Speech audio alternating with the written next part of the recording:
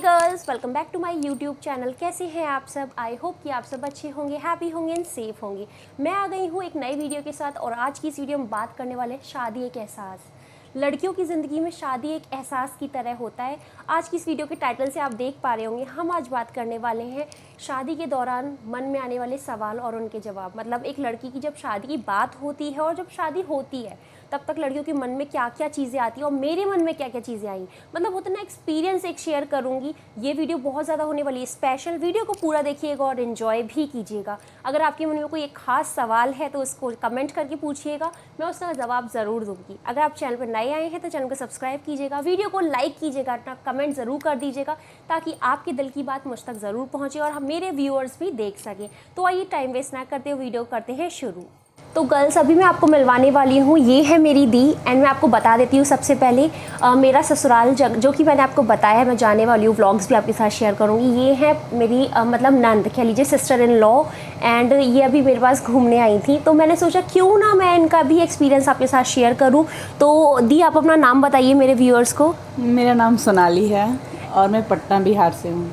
हाँ, तो अभी हम डिटेल में बात करने वाले हैं और ये वाला कॉन्वर्जेशन बहुत ज़्यादा अच्छा लगने वाला है। एक होता है ना फीलिंग्स वाली बात हम शेयर करेंगे। तो आइए वीडियो करते हैं शुरू। क्या क्या सवाल, क्या क्या क्वेश्चन चलते हैं एक ब्राइड के मन में शादी के समय। तो पहला क्वेश्चन जो कि मैं दीदी से पूछना चाहूँगी, दी आप मुझे ये बताइए कि आपकी शादी को कितने साल हो गए हैं?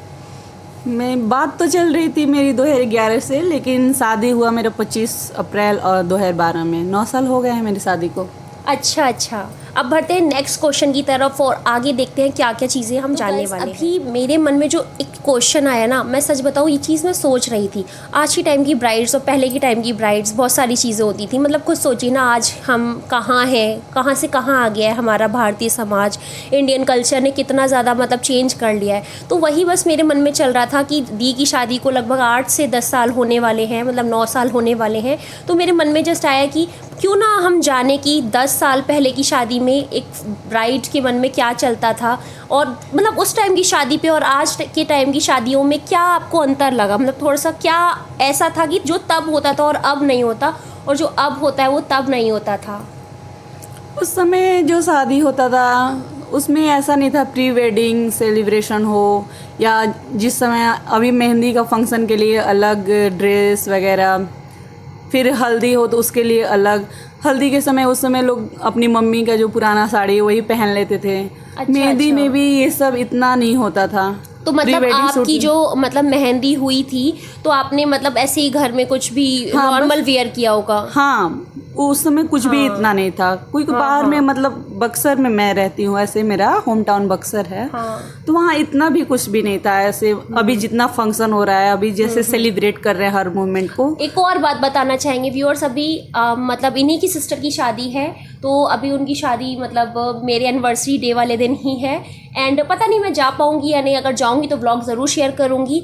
एंड यहाँ पे मैं बता देना चाहती हूँ कि उन्हीं की शादी की तैयारियाँ कर रहे हैं हम लोग। दी आई इसीलिए है मेरे पास गुड़गांव, उन्हीं की शादी की तैयारियाँ कर दें, तभी ये क्वेश्चन मेरे मन में आया। तो मतलब आप थोड़ा सा बताइए कि वो अपनी शादी में मेहंदी और हल्दी की क्या तैयारियाँ उन्होंने करी हैं, थोड़ा सा व्यूअर्स को बताइए। जैसे उसने मेहंदी के लिए अपने लहंगे तैयार करवाए हैं, जिसका मैंने यहीं से अभी गले वले वाला मैंने सारा उसका लिया मैचिंग। हम लोग भी खूब इंजॉय कर रहे हैं। उसके लिए पहले से हमने सब कुछ अरेंजमेंट कर रखा है मेहंदी वाले दिन के लिए। हल्दी के लिए भी अलग ड्रेस है, नया नया ड्रेस है, जैसे पहले हम लोग तो पहनते नहीं थे। तो ये सब चीज़ जो है हर एक पल को, हर एक फंक्शन को हम लोग सेलिब्रेट कर रहे हैं। जितने मतलब इंजॉय के साथ सारे फैमिली एक जगह इकट्ठा होते हैं, रात में सेलिब्रेट करते हैं, डांस वगैरह होता है। उस समय बहुत सिंपली तरीके से होता था, इतना भी ये नहीं था। हाँ, मतलब मैं समझ पा रही हूँ आपकी बात। तब इतना कोई इस चीज़ पे ध्यान नहीं देता था। शादी में हल्दी मेहंदी बस घर ही घर में हो जाती थी और मतलब आज के टाइम पे एक अच्छा सेलिब्रेशन होता है। कह लीजिए कि सेरेमनी को बहुत ज़्यादा अच्छे से एंजॉय किया जाता है, एक एक मोमेंट बहुत ज़्यादा कैप्चर किया जाता है, याद किया जाता है, जो कि बहुत ज़्यादा ज़रूरी और अच्छा भी है। गर्ल्स, अगर आपकी शादी हो रही है ना, हर पल को एंजॉय कीजिए, क्योंकि एक लड़की की ज़िंदगी में ना ये टाइम एक बार आता है और वो ये टाइम मतलब खुल के जी लेना तो उसका अलग ही मजा है। खुद देखिए, आप भी एक लड़की हैं, मैं भी एक लड़की हूँ। तो मतलब एक होता है ना कि अगर हम वो टाइम अच्छे से जिएंगे ना तो अंदर से बहुत ज़्यादा अच्छा लगता है। और ससुराल जाने के बाद ना, चाहे आपकी उम्र कितनी हो जाए, लेकिन आप वो अपना टाइम नहीं भूल सकते हैं, तो ये चीज़ ज़रूर इन्जॉय कीजिए। तुम बताओ कि तुम ससुराल में आई थी, तुम्हें पहला दिन कैसा लगा, क्या क्या हुआ तुम्हारे साथ? तुम भी तो बताओ अपने व्यूअर को, आज तक तो तुमने नहीं बताया। अरे मुझे ना एक स्पेशल वीडियो बनानी है कि ससुराल का पहला दिन कैसा होता है। एंड ये सच में वाकई में बहुत ज़्यादा एक ख़ास दिन होता है लड़की के लिए। जैसे शादी के पहले की तैयारियां होती है ना, वैसे इस दिन की भी बहुत ज़्यादा तैयारी होती है। मतलब कह लीजिए शादी के लिए जितना लड़की सोचती है एक दिन के लिए, लहंगा लेना है, ज्वेलरी लेनी है, मेकअप करवाना है, मेहंदी करवानी है, हल्दी है, ये है वो है, हज़ारों चीज़ें जो होती हैं ना, उतना ही वो सोचती है शादी के पहले दिन के लिए। मतलब शादी के बाद जब पहले दिन वो ससुराल जाएगी तब वो क्या पहनेगी, कैसे रहेगी, कैसे क्या चीज़ करेगी। मतलब कह लीजिए जो छोटी छोटी रस्में होती हैं ना, जो बहू का आगमन होता है, वो चीज़ भी वो सोचती है। और मैं हमेशा सोचती थी कि जब मेरी शादी होगी, ससुराल जाऊंगी, तो मेरे साथ किस तरह से होगा, वेलकम कैसे होगा एक ब्राइड का। हर लड़की सोचती है। और टीवी सीरियल्स में तो कुछ ज़्यादा ही दिखाते हैं ना कि इस तरह कलश गिरा के आओ, पाँव के निशान बना के आओ, तो एक अलग ही फील आता था। और जब मैं ससुराल में आई तो यहाँ पे मतलब बास्केट के थ्रू मेरा आगमन हुआ। कह लीजिए कि 4 टोकरियाँ थीं, उसमें पाँव रख के आना था। और ये वाला जो रस्म है ये हमारे यहाँ होता ही नहीं है, मतलब यूपी साइड में। अगर आपके यहाँ होता है तो आप कमेंट कीजिएगा। तो मेरे लिए टोटली न्यू था। मतलब समझ लीजिए इतना न्यू कि मैं तो समझ भी नहीं पा रही थी कि करूँ क्या। और फिर क्या होता है ना गर्ल्स, एक और चीज़ यहाँ पे बताना चाहूँगी, जब हम नए नए कहीं जाते हैं ना शादी करके, और सब जगह कल्चर अलग अलग होते हैं। कल्चर कह लीजिए अगर सेम कास्ट भी है ना, तब भी ये चीज़ हो जाती है कि कहीं कुछ होती है रस्में, कहीं कुछ होती हैं, अलग अलग हो जाता है। अब एक दुल्हन को तो पता नहीं होता है ना क्या चीज़ कैसे, तो वो घबराती है, अरे कैसे करूँ। लोग समझाते भी हैं, मतलब mother in law, sister in law, कोई कोई समझाएंगे, बड़े जो आपके घर में होंगे ना सब आपको समझाते हैं, लेकिन ना मन में चल रहा होता है अरे कैसे करूँ। मतलब घबराहट फील होती है। और ये घबराहट वही लड़की फील कर सकती है जिसके साथ ये हो रहा हो। मतलब ऐसे नहीं है कि आपने इमेजिन कर लिया और वो चीज़ हो गई। जस्ट मैं सोचती हूँ तो मुझे लगता है कि मतलब इतना खास वो दिन था। फिर क्या होता है, बहू अपने कमरे में आके बैठ जाती है, फिर मतलब पाँव छुलवाई होते हैं कि पैर छुओ, सारे बड़े लोगों के पैर छुलवाए जाते हैं। फिर किचन की भी मतलब एक पहली रसोई वाली रस्म होती है। और ये सब जगह होती है, चाहे कोई भी कास्ट हो, ये सब जगह होती है। और मेरी किचन की रस्म में कह लीजिए मुझे लग रहा था कि मैं क्या करूँगी, कैसे बनाऊँगी, अच्छा बनेगा नहीं बनेगा। क्योंकि ऑब्वियसली जब 10 लोगों को खिलाना होता है तो लगता है कि बना पाएंगे या गड़बड़ हो जाएगी। क्योंकि जब जज वाली बात आ जाती है ना, कहीं गड़बड़ हो गई, पसंद आया नहीं आया, तो ये चीज़ हो जाती है। फिर मेरे यहाँ तो इतना अच्छा हुआ था कि मुझे ज़्यादा कुछ नहीं करना पड़ता, मेरी सासू माँ जी ने कर दिया था। और बताऊँ तो जस्ट छुलाई ही कराई थी, उन्होंने सारा खाना रेडी कर दिया था, मुझसे बस छुलाई ही करवाई, टच किया था। तो इतना ज़्यादा मैंने सोचा भी नहीं था कि सब वो कर देंगी, मुझे लगा सब मैं करूँगी, बट सब उन्होंने कर दिया। इतना ज़्यादा सपोर्ट मिला था मुझे, तो बहुत अच्छा लगा था। और आप में से किसी का ससुराल में पहला दिन कैसा गया है ये भी एक्सपीरियंस बताइएगा, ताकि मेरे व्यूअर्स भी देख पाएँ। तो अभी गर्ल्स मैंने आपके साथ एक लास्ट कुछ वीडियोज़ में शेयर किया था कि शादी करने से पहले आपको अपने पति से कुछ बातें जान लेनी चाहिए। और मैंने आपके साथ कुछ वीडियोज़ में ये भी शेयर किया है कि शादी करने से पहले अपने पति में क्या खूबियाँ देखें ताकि एक सही डिसीज़न आप ले पाएँ। तो मैं ना जस्ट अभी जानना चाह रही हूँ कि अपनी दी से कि जब आपकी शादी हुई और मतलब आपने हाँ किया, तो क्या मतलब लड़की में खूबियाँ देखी, अपने रिश्ते में क्या ऐसी खूबियाँ देखी जो आपने हाँ किया, क्या खास खूबियाँ होनी चाहिए? जैसे मेरा शादी तो अरेंज मैरिज था। मैं तो पहले मिली भी नहीं थी। हमारा घर तो आसपास था लेकिन मैं कभी मिली नहीं थी। एक्चुअली मतलब मेरे हस्बैंड की जो बहन सिस्टर इन लॉ है मेरी, वो फ्रेंड थी। तो फिर मैं उन्हीं से सुनती थी, तो उनसे ही मुझे पता चला कि ये बहुत शांत स्वभाव के थे और मतलब गुस्सा वुस्सा नहीं करते थे, या नेचर की वजह से ही। मतलब मेरा शुरू से था कि अगर नेचर हस्बैंड का अच्छा हो तो फिर मतलब जो लाइफ होती है मैरिज लाइफ वो अच्छे से गुजरती है। तो फिर मैं वो हमेशा तारीफ़ ही करती रहती थी, या इनकी जो मदर भी आती थी वो भी हमेशा मतलब तारीफ़ करती थी। कम भी बोलते हैं, गुस्सा कभी नहीं, तेज़ आवाज़ में कभी बात नहीं करते थे। और ये सब सुन के भी मुझे अच्छा लगने लगा कि शायद लगता था कि मेरा अच्छा उनके साथ ये रहेगा। वही कहते हैं ना कि मतलब हर लड़की की सोच अलग है। मतलब ये नहीं कह सकते जो मेरी सोच होगी वो आपकी होगी, या जो आपकी होगी वो मेरी होगी। ऐसा ही मतलब हर लड़की अलग सोचती है, जिसके साथ वो अपना पूरी लाइफ स्पेंड करना चाहती है, यानी लाइफ पार्टनर के लिए वो इतना ज़्यादा सोचती है। से मैंने कुछ और खूबियाँ देखी, दी ने भी कुछ और। एक शांत स्वभाव, सही बात है, शांत स्वभाव बहुत बड़ी चीज़ है। और यहाँ से आपको देखा, अगर आपने अपने मतलब लाइफ पार्टनर में ये चीज़ें देखी हैं तो बहुत ज़्यादा अच्छा है, क्योंकि एज ए एक्सपीरियंस होल्डर ये बता रही हैं, लाइफ में अगर आपको एक ऐसा लाइफ पार्टनर मिलता है जो शांत स्वभाव का है, चीज़ों को ईजिली आपको समझे, पत्नी के भी भाव को समझे, तो बहुत ज़्यादा लकी लगता है। फिर आपको लगता है बहुत ज़्यादा आपको खुश रखेंगे वो। देखिए, खुश सब लोग रहते हैं शादी के बाद, लेकिन कुछ चीज़ें ऐसी होती हैं जब आपके हस्बैंड शांत स्वभाव के होते हैं, अंडरस्टैंडिंग ज़्यादा होते हैं, तो उस केस में ना बहुत ज़्यादा अच्छा लगता है और आपको भी अच्छा लगेगा। एक हेल्दी रिलेशनशिप के लिए चीज़ बहुत ज़्यादा ज़रूरी है। तो आइए बढ़ते हैं आगे के क्वेश्चन की तरफ। तो गर्ल्स, अभी हम जानना चाहते हैं कि मतलब शादी जब हो जाती है, एक लड़की की शादी हो गई, ये सब हमने जान लिया। मतलब आपने अगर मेरे चैनल को विजिट किया होगा तो आपने देखा होगा मैंने सारी ब्राइड से रिलेटेड वीडियो बनाई है। नहीं देखी है तो प्लेलिस्ट जाके चेक कर लीजिएगा, आपको सारी चीज़ें मिल जाएंगी। एंड नाउ मुझे ऐसा लग रहा है कि दी एक्सपीरियंस है मेरी, क्या है इनसे पूछ के देखते हैं ना, शादी के 5 से 10 साल बाद, मतलब इनकी शादी को 8 साल हो गए, 9 साल हो गए, तो क्या परेशानियां ऐसी आती हैं हस्बैंड वाइफ की लाइफ में शादी 5 से 10 साल के बीच में। वो परेशानियां कुछ भी हो सकती हैं, तो हमें भी पता होना चाहिए, क्योंकि हम भी शादी करेंगे, अवेयर रहेंगे उन परेशानियों से। तो थोड़ा सा दी आप बताइए क्या प्रॉब्लम्स आती हैं 5 से 10 साल के बाद। जब शादी हो जाता है, हम किसी के भी साथ रहते हैं तो हर तरह से उसका सुख दुख, हर तरह की परेशानियां सामने आती हैं।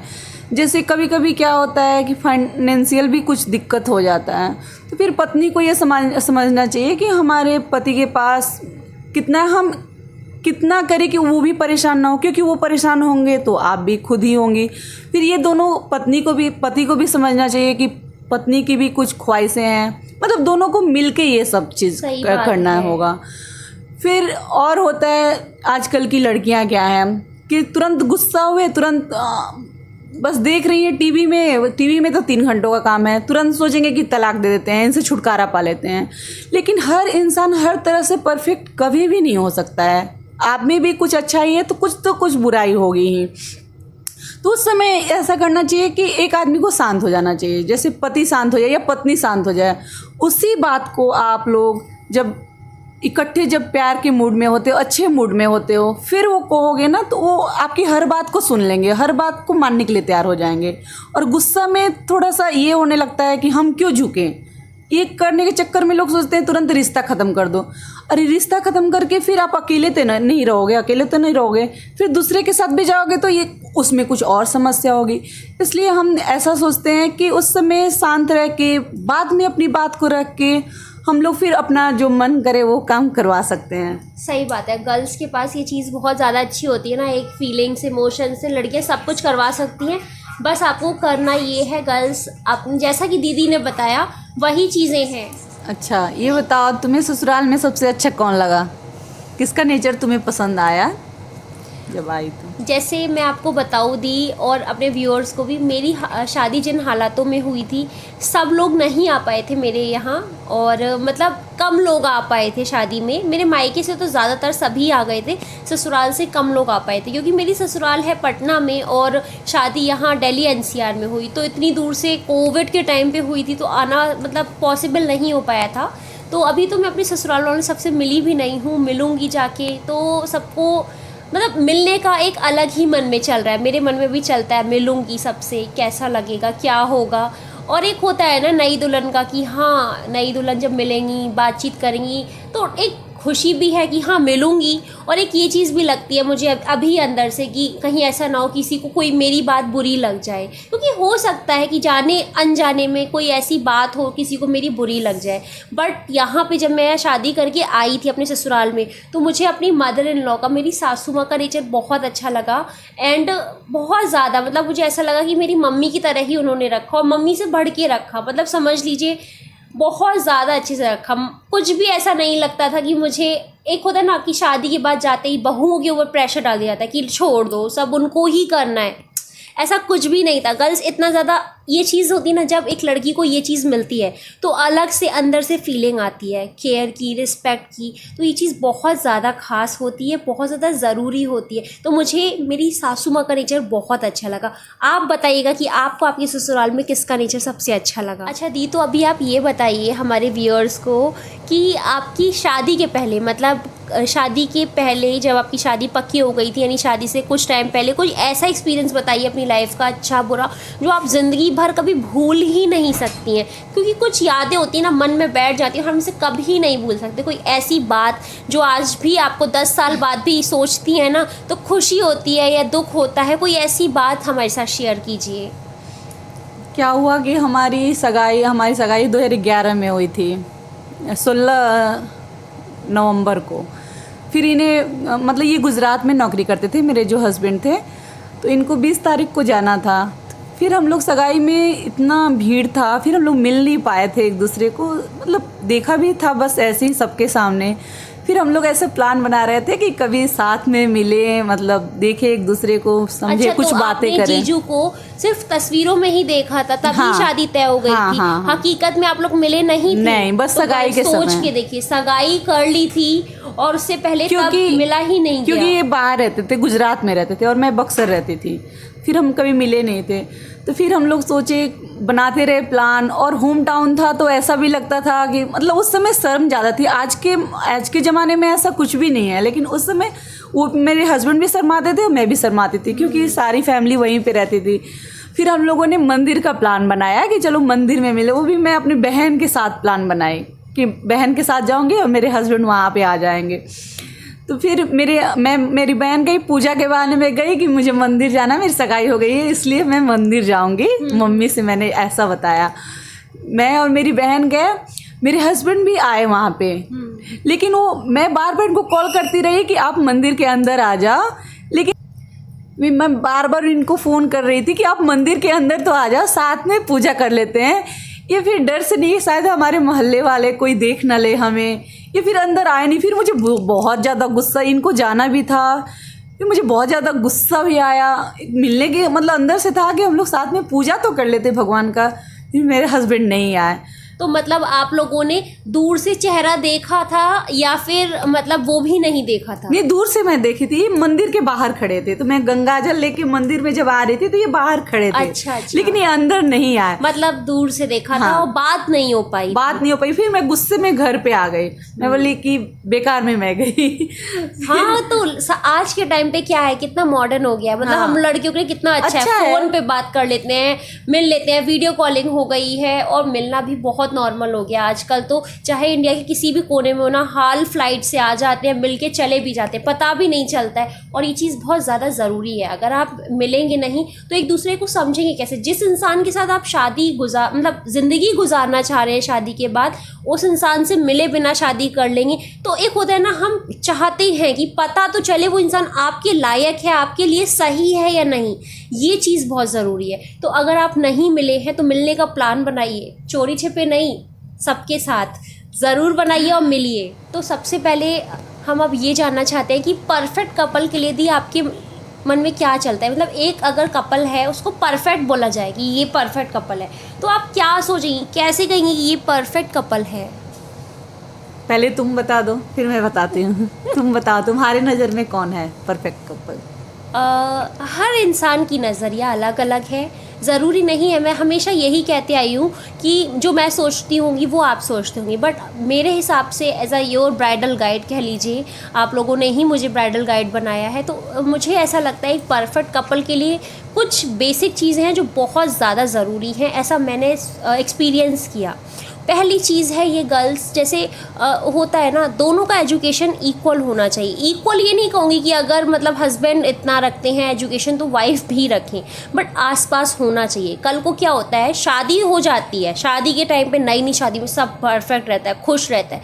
शादी के 10 साल 15 साल के बाद ना फिर वो चीज़ निकल के आने लगती है, फ्रस्ट्रेशन निकल के आने लगती है। तुम हाउस वाइफ हो, you are just only wife हो, आप तुम हाउस वाइफ ही हो, तुम कुछ नहीं करती हो, तुम अपने लिए कुछ नहीं करती हो, ये है वो अर्निंग से बात आ जाती है। मान लीजिए वाइफ, फॉर एग्जांपल मैं आपको बताती हूँ, वाइफ ज़्यादा अर्न कर रही है हस्बैंड से, तो कल को वाइफ ने गलती से भी बोल दिया ना कि मैं आपसे ज़्यादा कमा रही हूँ, तो हस्बैंड का ईगो हर्ट हो जाता है। यहाँ ईगो की बात आ जाती है। इसलिए दोनों का एजुकेशन लेवल सेम होगा ना लगभग, तो ईगो वाला फैक्टर नहीं आएगा, ना हस्बैंड में आएगा ना ही वाइफ में आएगा। दोनों इक्वल है, इक्वल कमा रहे हैं, तो वो अपना कमा रहे हो, तो हम अपना कमा रहे हैं, अपने पैरों पे खड़े हुए हैं। तो ये चीज़ बहुत ज़्यादा मैटर करती है आज के टाइम पे।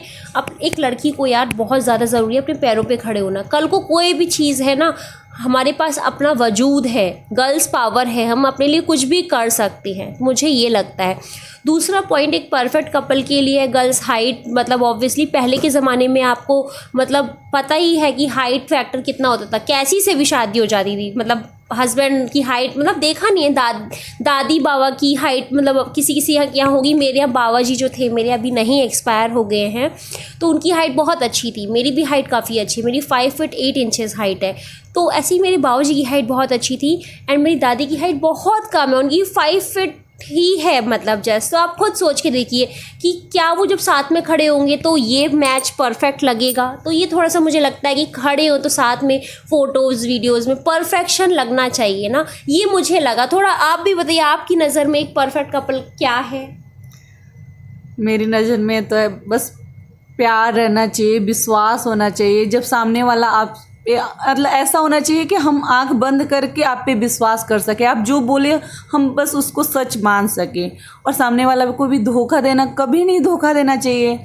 या और प्यार है, कहीं भी रहे, हम दूर रहें नज़दीक रहें, एक प्यार ही तो है जो हमें जोड़े रहता है एक दूसरे से। मुझे ऐसा लगता है। वीडियो को सिर्फ देखना नहीं है, आपको वीडियो को लाइक शेयर कमेंट भी करना है। जल्दी से शेयर कर दीजिए इस वीडियो को, कमेंट ज़रूर कर दीजिए आपको ये वीडियो कैसा लगा, ज़रूर बताइएगा। एंड मैं एक और वीडियो बनाने की सोच रही हूँ, मेरी विदा में क्या क्या हुआ था वो वीडियो बनाऊँगी, तो उसके लिए भी कमेंट कर दीजिएगा, उसको मैं बनाऊँगी आपके साथ। तो अभी ये जो क्वेश्चन मेरे मन में आ रहा है वो ये है दी, आप मुझे ये बताइए और मेरे व्यूअर्स को ये बताइए कि एक मतलब इंडियन ब्राइड होती है, एक वेस्टर्न ब्राइड होती है, मतलब ऑब्वियसली बाहर के देश विदेशों की दुल्हनें होती हैं, तो वहाँ की कल्चर में और वहाँ की दुल्हन के मन में जो फीलिंग्स आती है, क्या अंतर है, डिफरेंस क्या है, मतलब क्या अच्छाइयाँ और क्या बुराइयाँ हैं इंडियन ब्राइड और वेस्टर्न ब्राइड और इंडियन कल्चर और वेस्टर्न कल्चर में? वेस्टर्न का तो नहीं कहेंगे, इंडिया में भी ऐसा है कि एक गांव साइड की शादी है और एक बड़े बड़े जो सिटियों में शादी होती है, वो सब में भी बहुत अंतर है। गांव में बस एक नॉर्मल सा हल्का मेकअप कर दिया, फाउंडेशन लगा दिया, फेस पाउडर ये सब करके मतलब आईलाइनर तक, यही बहुत ही माना जाता है हमने जहाँ तक गांव में देखा है। जबकि बाहर में आजकल तरह तरह के HD मेकअप, क्या क्या ब्राइडल ऐसे ऐसे मतलब मेकअप करते हैं, मतलब बिल्कुल ही अलग है, बिल्कुल ही लुक चेंज हो जाता है। ये सब सबसे ज़्यादा प्रॉब्लम गाँव की ब्राइड्स को यही होती होगी, चाह के भी मतलब वो वैसा नहीं पैसा कर रहते हुए भी वो लोग कुछ नहीं कर सकते। कहाँ बाहर से कहाँ रात में कोई जाने को गांव में तैयार नहीं होता है, फिर उन्हें मन अपना मारना ही पड़ता है। और बड़े बड़े सिटियों में तो सारी फैसिलिटी, हर तरह के मेकअप वो 10,000 20,000 से स्टार्टिंग होते हैं मेकअप।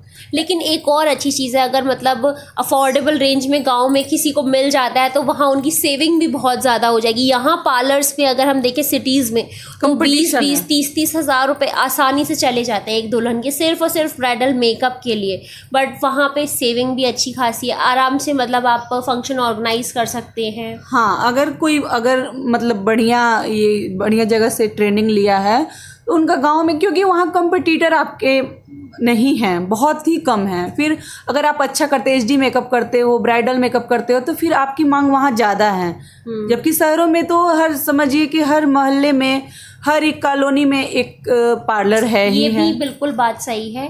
और एक ये भी है, जैसे शादी के लिए जो जगह बुक करते हैं वेन्यू अपने शहरों में, होटल वगैरह बुक करके हम लोग 2-2 4-4 10-10 लाख 15-15 लाख लोग ऐसे ही खर्च कर देते हैं।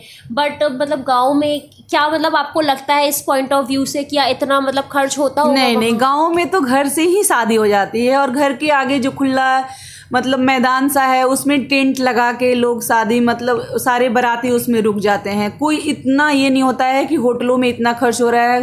गांव पे घर पे ही बाहर में खाना बनाने वाले बना देते हैं और बहुत सारे सेविंग हो जाते हैं। गांव में इतना खर्च नहीं होता, बाहर में तो दिखावा ही ज़्यादा हो गया है। ये बात सही कही, शहरों की शादी में थोड़ा दिखावा ज़्यादा है। देखिए सब अपनी सोच है, जिसकी जैसी सोच वैसी बात। यहाँ पे मैं आपसे फिर कहना चाहूँगी, मेरी कोई बात बुरी लगी हो तो उसके लिए मैं माफ़ी मांगूंगी आप सभी से। लेकिन मैं ये कहती हूँ कि जिसकी जैसी सोच, मतलब बहुत सारे लोग सोचते हैं कि जो शादी में 15 लाख रुपए खर्च कर रहे हैं वो बचा के बेटी के नाम कर दें या कहीं ऐसे कर दें कि मतलब सेविंग हो जाए, उसका बहुत ज़्यादा यूज़ हो सकता है। 15 लाख बहुत बड़ा अमाउंट होता है, किसी के लिए 15 लाख बहुत बड़ी बात नहीं होती है, वो तो 15 लाख आराम से खर्च कर सकते। हर इंसान की अपनी सोच, अपना बजट, तो जैसा भी आपका बजट हो आपको उसमें एडजस्ट करना है, उसके हिसाब से ही रहना है। ये नहीं है कि आप दूसरे को देख रहे हैं वैसा ही कर रहे हैं। अपना बजट आपका होगा, आपके यहाँ क्या तौर तरीके हैं, रीति रिवाज हैं, ये आपको मानने होंगे रीति रिवाज के साथ। और जब बड़ों की खुशी के साथ आप करेंगे ना शादी तो ज़्यादा अच्छा लगता है। अच्छा ये बताओ, तुम्हें दुल्हन बनकर कैसा कैसा महसूस हुआ? कैसा लग रहा था? फीलिंग क्या क्या आ रही थी जिस दिन तुम दुल्हन बनी थी? वैसे तो गर्ल्स और दी, मैं आपसे भी बताऊंगी, मैंने एक वीडियो शेयर की थी क्या क्या हुआ था मेरी शादी की रात। वो वीडियो नहीं देखी तो वो वीडियो ज़रूर देख लीजिएगा गर्ल्स। मतलब एक मन की फीलिंग शेयर की हैं कुछ चंद लम्हों में, मतलब चंद बातों में अपने मन की चीज़ें बताई हैं, प्रॉब्लम्स जो मेरी शादी में फेस की मैंने। बट अगर मैं फिर से शॉर्ट पे अगर बताना चाहूँ ना, तो जब एक लड़की दुल्हन बनती है तो सबसे ज़्यादा उसको लगता है, देखिए एक होता है जब वो पार्लर जाके रेडी हो रही होती है, मतलब इनकम्प्लीट रेडी हुई होती है और रेडी हो रही होती है। मैंने एक पार्लर एक्सपीरियंस भी आपके साथ शेयर किया है, जब एक लड़की का मेकअप हो रहा होता है ना दुल्हन के टाइम पे, तो कैसा फील होता है, वो भी आप वीडियो देखिएगा। लेकिन जब वो मतलब लड़की दुल्हन बन जाती है, मान लीजिए पूरा मेकअप हो गया ऊपर से लेके नीचे तक, दुपट्टा ड्रिपिंग भी हो गई है, सब कुछ हो गया है, उसके बाद एक लड़की बस ये सोचती है कि मैं जब वहाँ जाऊँगी सब लोगों के सामने तो सब लोग को कैसी लगूंगी, मैं कैसी लग रही हूँ। माना सब लोग तारीफ़ करते हैं दुल्हन की, हर लोग तारीफ़ करेंगे, कोई ऐसा आपने देखा है कि दुल्हन की तारीफ़ नहीं करेगा? चाहे मेकअप अच्छा हुआ हो या अच्छा ना भी हुआ हो, हर इंसान दुल्हन की तारीफ़ करता है। लेकिन एक्चुअल में उसको नहीं पता होता है कि वाकई में क्या अच्छा लग रहा है या नहीं। देखिए कितना सुंदर मेकअप हुआ हो, कितना सुंदर लड़की लग रही हो ना, मन में फिर भी बेचैनी रहती है, पता नहीं कैसी लग रही होंगी, कैसी नहीं लग रही होंगी, कैसे होगा सब कुछ। और सबसे ज़्यादा परेशानी कहाँ पे आती है, जब ना जैसे हम जहाँ भी आपका शादी के लिए बुकिंग है, चाहे गांव एरिया हो चाहे आपका शहर हो, वेन्यू जो भी होता है आपका, वहाँ पे आप जाते हैं ना, तो खुद सोचिए आपकी शादी में 500, 1000, 100, 200 जितने लोग आते हैं, जब एक ब्राइड की एंट्री होती है ना सब ब्राइड को देखते हैं, और वो मोमेंट ना एक ब्राइड के लिए बहुत ज़्यादा हैक्टिक हो जाता है, क्योंकि उस टाइम इतनी मतलब शाइनेस लग रही थी, इतनी शर्म आ रही थी, मतलब समझ नहीं आता है करें तो करें क्या, बस जाना है ही। मतलब ये नहीं कर सकते ना कि नहीं जाएंगे स्टेज तक, चल के जाना ही है और आपको ही जाना है, आपकी जगह कोई और नहीं चला जाएगा। तो वहाँ पे स्टेज तक जाने में धीरे धीरे कदम बढ़ाने में, और पता है मुझे तो ये लग रहा था हाय कहीं मैं तेज तेज तो नहीं चल रही हूँ, क्योंकि ऐसा भी लगता है अंदर से हम तेज़ चल के तो नहीं जा रहे हैं, कहीं कुछ लोग पीछे से हंसी बना रहे हो, देखो कितनी जल्दी है दुल्हन को, कितनी जल्दी है, तो ये चीज़ भी हो जाती है अंदर से। मुझे ऐसा लगता है धीरे धीरे चलो, मतलब कहीं ऐसा ना हो कि एकदम जल्दी पहुंच गए, लोग देख रहे होते हैं, आप नीचे झुका रहे होते, कैमरामैन की तो आवाज़ सुनाई नहीं देती। मतलब आप समझ लीजिए आप अगर चल रहे हैं ना दुल्हन बन के, तो आप के कान एकदम सुन्न पड़ जाते हैं, कोई कितना बोल रहा हो आपके कान सही में, मेरे तो सुन ही पड़ गए थे, समझ नहीं आता कोई क्या बोल रहा है क्या बोल रहा है, एकदम कैमरामैन बोल बोल के रह गए, लेकिन ना आंखें ही नहीं ऊपर उठ रही थी, बस जैसे तैसे पहुँचे। ये सारी चीज़ें होती हैं और ये 3-4 घंटे के लिए ही फील करती है एक लड़की, जब तक मतलब वरमाला वाला चीज़ नहीं हो जाता है, सेरेमनी वरमाला सेरेमनी नहीं हो जाती तब तक ही फील करती है, उसके बाद तो वो कंफर्टेबल हो जाती है। तो ये मैंने फील किया। अगर ये वीडियो आपको अच्छी लगी हो, दिल को छुई हो, तो इस वीडियो के लिए लाइक कर दीजिएगा और बताइएगा कि आपको क्या, मतलब हम लोगों की जो कॉन्वर्सेशन थी, जो बातें थी, इसमें क्या आपकी सहमति है, किस चीज़ से आप सहमत हैं, और ये भी बताइए क्या चीज़ आपको अच्छी नहीं लगी, मतलब किस बात से आप असहमत हैं, मतलब पसंद नहीं आई आपको। लाइक और डिसलाइक बता दीजिएगा, वीडियो को शेयर कीजिएगा। Thank you so much for watching my video. Have a great day, take care, bye bye.